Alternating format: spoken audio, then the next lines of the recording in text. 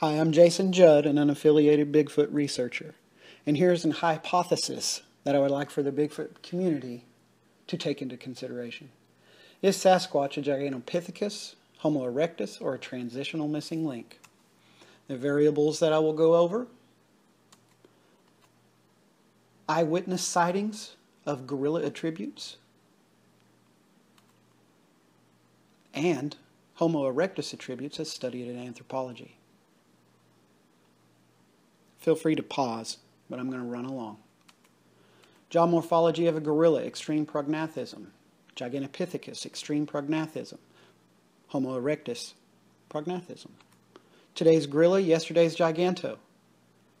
They are both identical with the exception of size. They're both the same species. Giganto is a gorilla. Giganto's jaw is 58% larger than a gorilla, so the image on the right is 58% larger than a gorilla. Does Giganto meet the height required?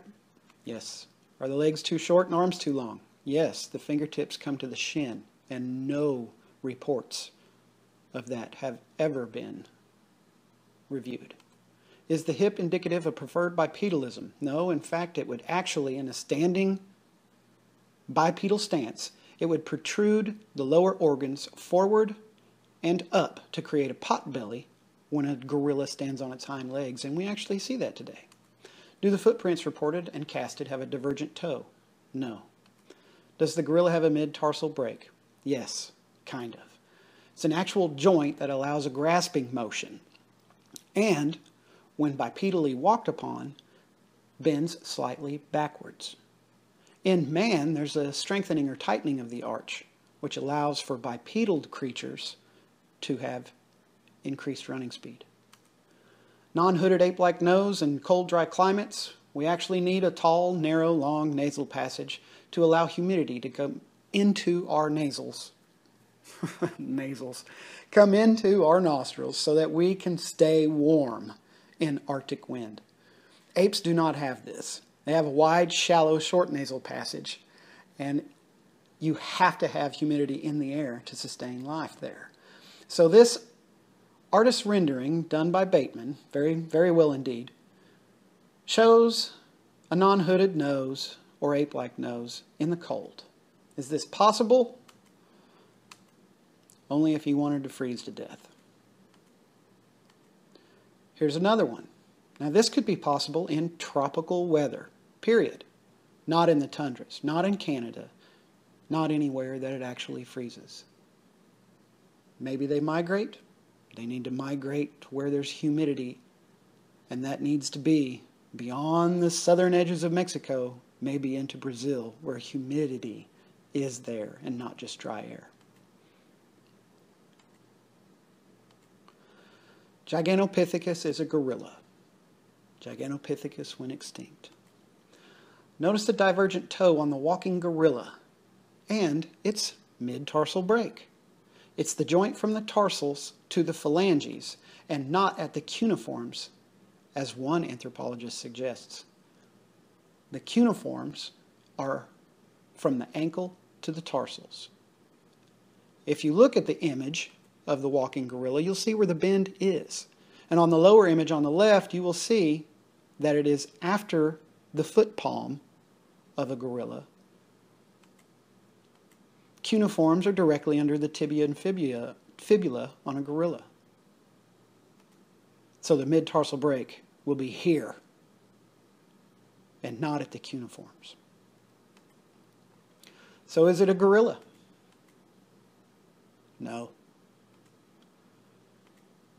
Is it Homo erectus? Well, let's take a look. Here's Homo erectus. Notice the facial structure. The latest discovery of Demonisi suggests to throw this view out the window and states that habilis through erectus are the same species. So away goes erectus. Homo habilis, a little more pan characteristic. And they do that so that they could have a nice time-framed evolutionary model that would allow the transition from Australopithecus to the Homo taxon. So what happens if they're the same species? Well, this view gets thrown out the window as well. Evolution of this same species, it's thrown out the window as well. It's 2.8 million years old, and it only changed minutely, and is considered subspecies or only just barely a different race. A horse. Diversity among dogs. The skeletal diversity between a Great Dane and a Chihuahua exceeds the diversity between Habilis and Erectus. Even though they're larger, are they smarter? No. Their brains are bigger. You would think that would make sense. Footprints, Neanderthals running around in the cold all over the place. Sasquatch. Neanderthal. Sasquatch. Laetoli tracks, 3.5 million years old. Mighty impressive indeed. A large Neanderthal. No mid-tarsal break. Here's a child Homo habilis, the only foot fossil of habilis. Been studied heavily, and there is no mid-tarsal break. 3.5 million years ago. However, it's only reported to be 2.6 million years old. I think the books need to be rewritten. Homo erectus. Let's bring in Homo sapien. Triangle to rectangle rib cage comparison. Robustity of the bones allows for larger muscles. So why do we put little muscles on such an obviously robust creature? Because of an evolutionary transition is why. Here's Homo meganthropus. Much larger. Let's add appropriate hair and muscles. This is what we have.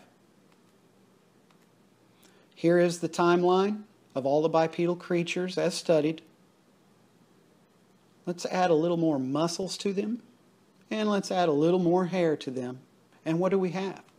Let's remove the timeline, as Demonisi suggests, and then it just becomes a family of critters with the exception of these two.